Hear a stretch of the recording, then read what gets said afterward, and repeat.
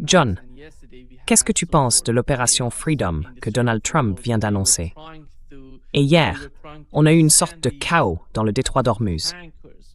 Ils essayaient d'envoyer ces pétroliers, ça a créé un certain désordre, en essayant de forcer ces navires à passer par le détroit d'Ormuz, sur le trajet que les États-Unis avaient défini comme une voie sûre, près des côtes omanaises. Mais ça n'a pas marché, ils n'ont pas réussi. Alors, comment tu as vu ça, toi? Qu'est-ce que c'était, à ton avis?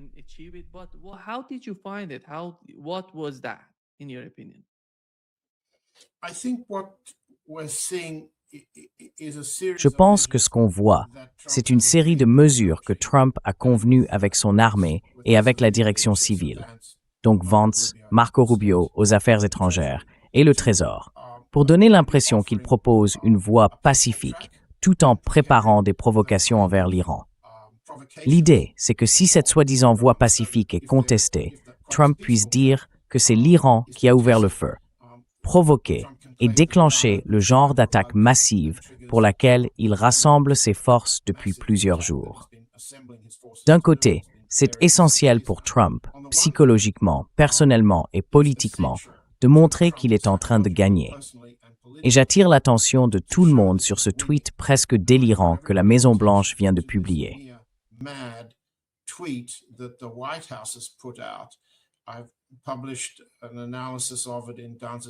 J'ai publié ce matin une analyse à ce sujet sur Dances with Bears, johnhelmer.net, où l'on voit Trump prononcer le mot « winning ».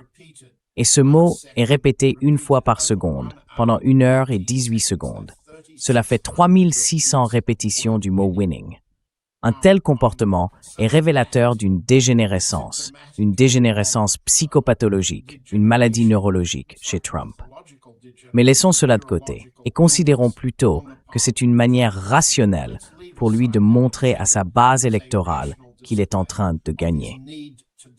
Gardez simplement à l'esprit, mes amis, que comme nous le disons depuis un certain temps déjà, si les républicains perdent le contrôle du Congrès, Trump fera face après le 3 novembre, et surtout quand le nouveau Congrès se réunira, non seulement à une majorité en faveur de sa destitution, mais aussi à une possible supermajorité pour invoquer le 25e amendement de la Constitution des États-Unis.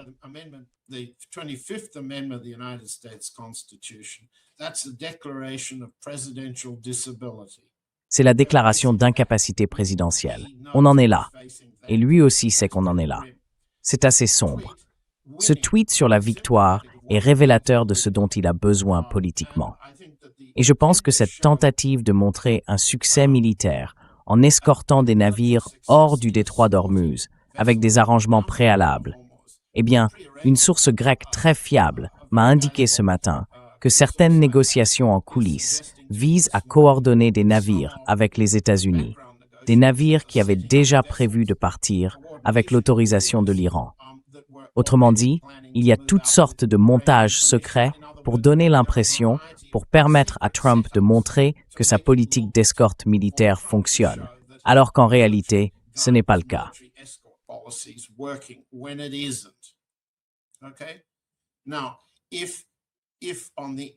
Maintenant, si, comme vous l'avez justement dit, ça échoue, et c'est bien ce qui est en train de se passer, Trump cherche à provoquer une sorte d'incident à la manière du golfe du Tonkin.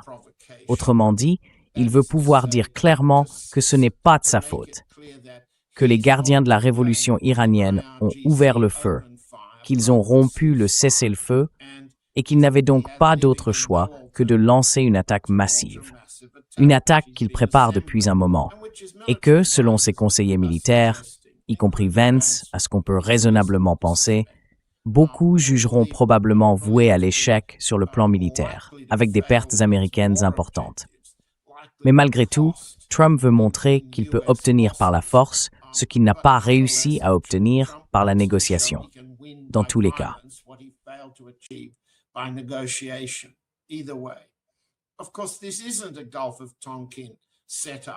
Bien sûr, ce n'est pas une mise en scène façon golfe du Tonkin, comme Lyndon Johnson avait tenté de le faire avec les Vietnamiens, parce que les États-Unis sont déjà en guerre avec l'Iran et qu'on est dans un cessez-le-feu. La guerre a déjà commencé. Donc, on fait face à une mise en scène destinée à justifier la reprise d'une offensive. On avance sur deux fronts, comme on a deux voies, le côté omanais et le côté iranien, de part et d'autre du détroit d'Ormuz. En réalité, on assiste à un jeu d'ombre sur ces deux pistes pour atteindre deux objectifs qui se rejoignent dans une seule et même doctrine folle.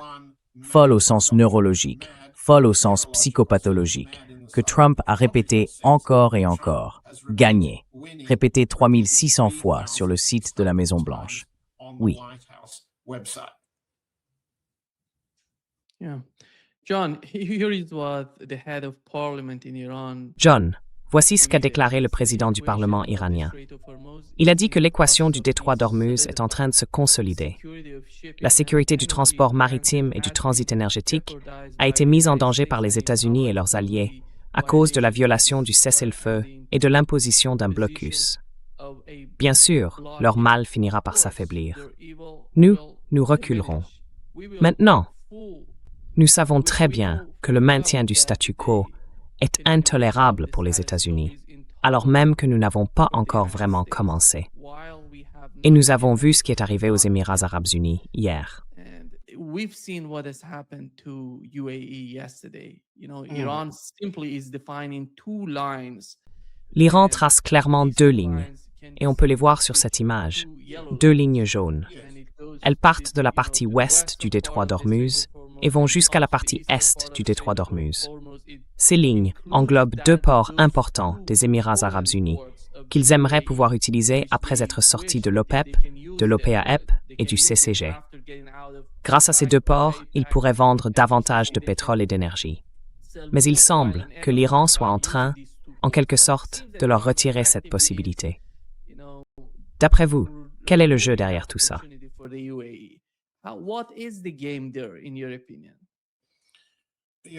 Vous me demandez de parler de la politique arabo-iranienne. Je préfère ne pas aller aussi loin. Non, je ne parle pas des relations arabo-iraniennes. Je parle du fait que les Émirats arabes unis se rapprochent d'Israël et des États-Unis pour essayer, d'une certaine manière, d'améliorer leur position, la situation dans laquelle ils se trouvent en ce moment.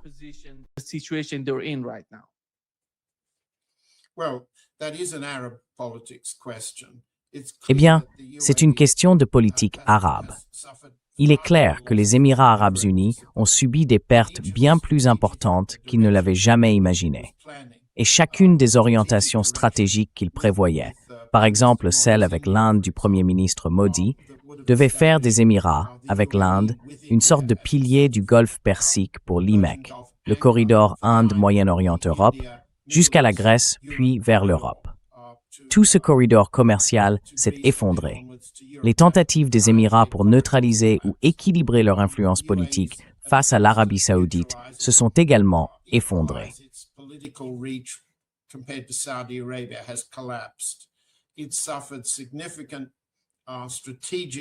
Son économie a subi des dégâts stratégiques importants, que ce soit dans le tourisme, dans le commerce ou dans la finance. Tout cela représente des pertes stratégiques. Donc, il n'a plus vraiment d'autre option que de se tourner vers les États-Unis. Et c'est évidemment un vrai problème si l'Iran montre aux Émirats arabes unis que s'ils prennent cette direction, il les arrêtera, les punira et leur fera payer un prix que les États-Unis ne pourront pas compenser. C'est, à mon sens, la situation actuelle. Est-ce que vous êtes d'accord avec ça ou est-ce que vous voyez les choses autrement?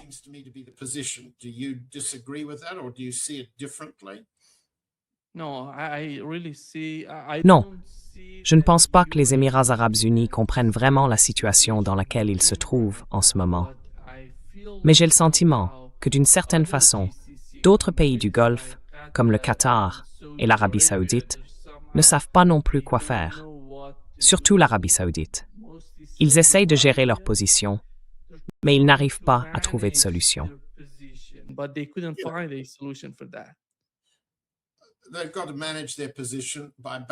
Ils doivent gérer leur position en équilibrant leurs relations entre les États-Unis et l'Iran. Ils doivent faire preuve d'un sens de l'équilibre que les Émirats arabes unis ne semblent pas capables de démontrer pour l'instant. C'est vrai. Ce que je peux mentionner ici, c'est que le ministre iranien des Affaires étrangères, Araghchi, a tweeté ce matin, si j'ai bien compris, la déclaration suivante. Elle m'a paru assez énigmatique, mais je pense qu'elle est liée au calcul iranien concernant la politique arabe. Araghchi a écrit ce matin, dans son tweet, « Alors que les discussions progressent grâce aux efforts bienveillants du Pakistan, les États-Unis devraient se méfier de ceux qui cherchent à les entraîner de nouveau dans le bourbier. » Or, à ma connaissance, ces discussions ne progressent pas du tout. En réalité, jusqu'à présent, notre conversation s'est concentrée sur les tentatives de Trump pour nous ramener vers une situation de guerre après le cessez-le-feu ou vers un régime post-cessez-le-feu dans le détroit d'Ormuz, qu'il présente comme une victoire.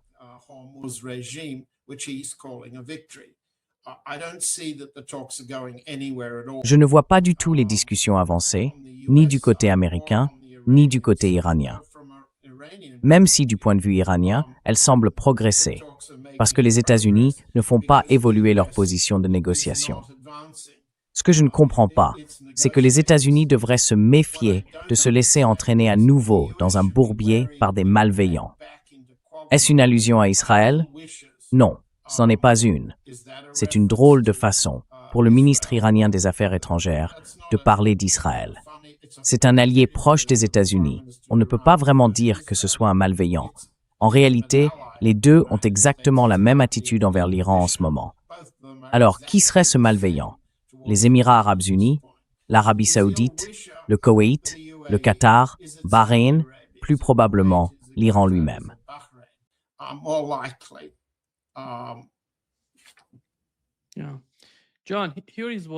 Oui, John, voici ce qui a été publié dans le Financial Times.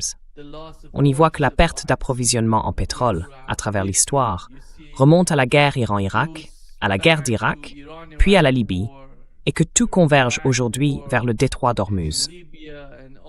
Ce qui se passe en ce moment avec le détroit d'Ormuz, c'est sans commune mesure.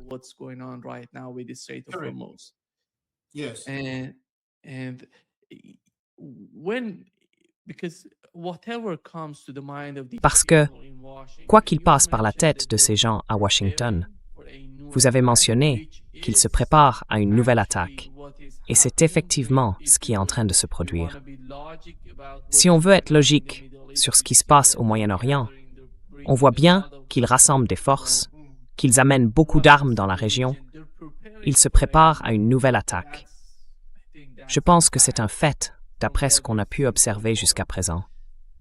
Mais comment cela va-t-il résoudre le problème auquel ils font face en ce moment avec le détroit d'Ormuz? C'est le plus gros problème de l'administration Trump. Et vous avez mentionné Araghchi. Araghchi a dit hier qu'il ne parle même plus du programme nucléaire iranien. Ce sujet n'est plus sur la table.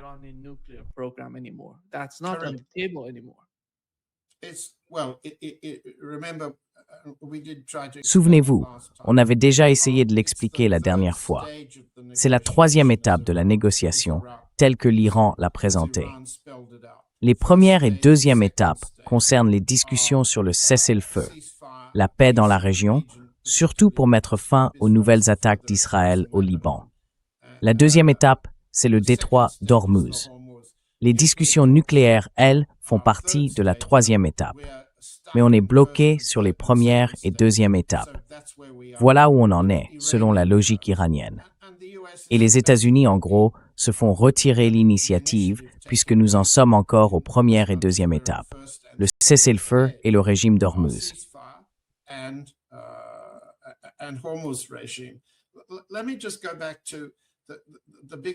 Revenons un instant à la question plus large que vous soulevez.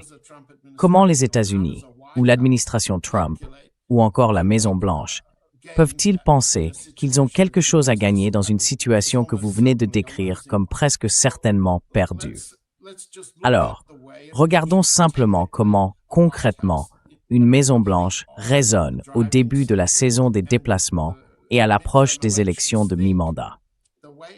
La manière dont la Maison-Blanche pense, c'est en termes de sondage. Elle mesure comment transformer des votes en pouvoir et comment convertir des démonstrations de pouvoir en votes. Et là, en ce moment, cette semaine, la moyenne la plus récente des sondages d'opinion, l'approbation publique de Trump, montre qu'il perd encore un point, voire un point et demi.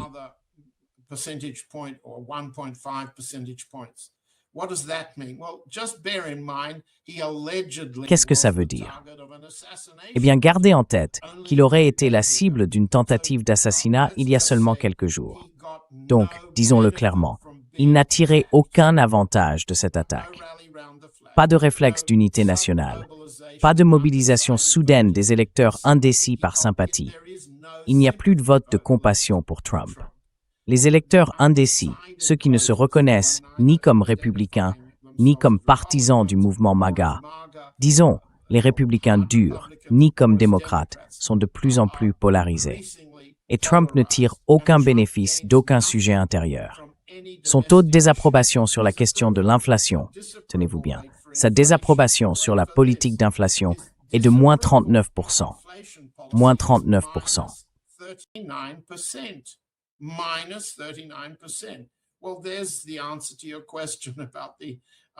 Eh bien, voilà la réponse à votre question sur la pénurie de pétrole venant du détroit d'Ormuz. Elle se traduit directement par un fort mécontentement chez les électeurs américains, une peur de l'inflation. Et ça, en retour, fait baisser la cote de popularité de Trump et augmente son taux de désapprobation. Plus la situation se dégrade, plus l'opinion sur une action militaire contre l'Iran devient négative. Donc, il ne reste qu'une seule voie que Trump imagine pour gagner, comme on vient de l'expliquer.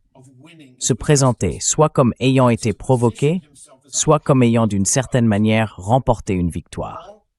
Maintenant, comment va-t-il obtenir cette victoire-là tout de suite? Laissez-moi faire une prédiction que notre public pourra me reprocher dans quelques jours.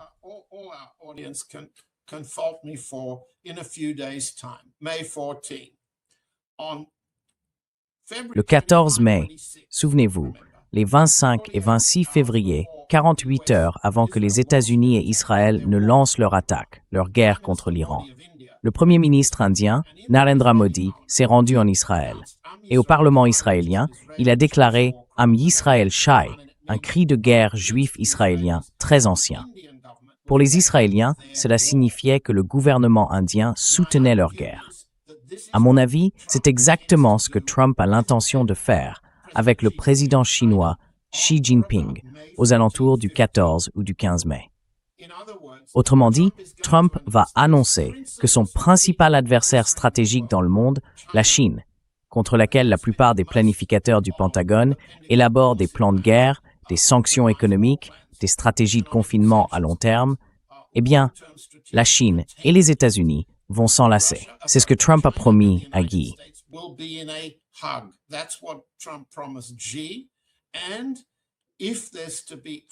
Et s'il devait y avoir une nouvelle attaque contre l'Iran, Trump l'amènerait comme si elle avait reçu l'approbation de la Chine, un peu de la même manière que Modi avait exprimé l'approbation de l'Inde le 26 février.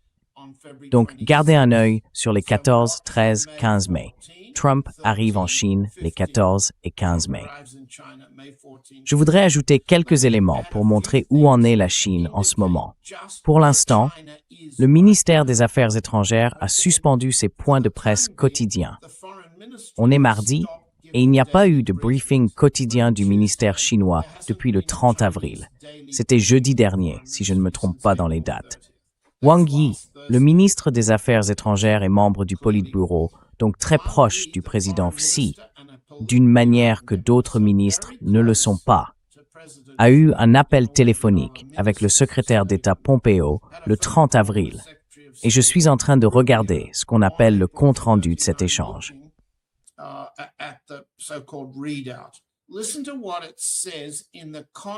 Écoutez bien ce que ça dit dans le contexte du plan d'attaque des États-Unis contre l'Iran et du plan américain, disons, d'orientation d'opération pour la liberté, cette tentative de forcer l'ouverture du détroit d'Ormuz. En gardant tout ça à l'esprit, écoutez ce que dit Wang Yi. C'est la version du ministère des Affaires étrangères. Il dit, Wang Yi dit que la diplomatie au niveau des chefs d'État, c'est-à-dire Trump et Xi, a toujours été une ancre de stabilité pour les relations entre la Chine et les États-Unis. Sous la direction stratégique de Xi et de Trump, les relations sino-américaines sont restées globalement stables. Rester stable, vraiment? Qui pense ça quand on regarde la conduite des relations entre les États-Unis et la Chine ces 2 dernières années? Wang Yi poursuit. Elles sont restées stables, ce qui sert les intérêts fondamentaux des deux peuples et répond aux attentes communes de la communauté internationale.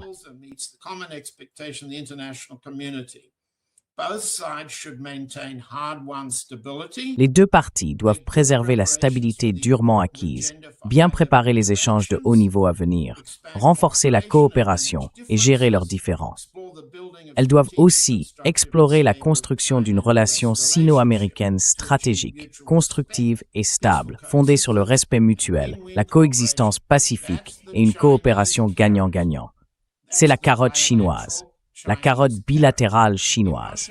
En termes russes, c'est ce que le président Poutine appelle sans cesse la formule d'encourage, développer la coopération économique avec l'administration Trump.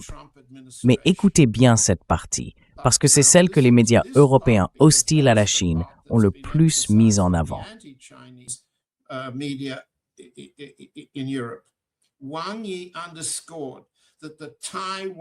Wang Yi a souligné que la question de Taïwan touche aux intérêts fondamentaux de la Chine et qu'elle représente le plus grand risque dans les relations entre la Chine et les États-Unis. Il estime que la partie américaine doit respecter ses engagements et faire le bon choix pour ouvrir un nouvel espace de coopération entre la Chine et les États-Unis et contribuer ainsi à la paix mondiale. Alors, comment je comprends ça? Ce que Wang dit en réalité, c'est arrêter d'intensifier les tensions autour de Taïwan, que nous percevons comme une menace, et en échange, nous retirerons notre présence dans le détroit d'Ormuz si vous vous retirez du détroit de Taïwan. Bien sûr, il ne le formule pas de cette manière. Mais si on tient compte du contexte international et de l'importance du détroit d'Ormuz pour les échanges pétroliers entre la Chine et l'Iran, qu'est-ce que Wang dit vraiment? Il ne dit rien sur l'instabilité, scepticisme que cette guerre provoque pour les Chinois.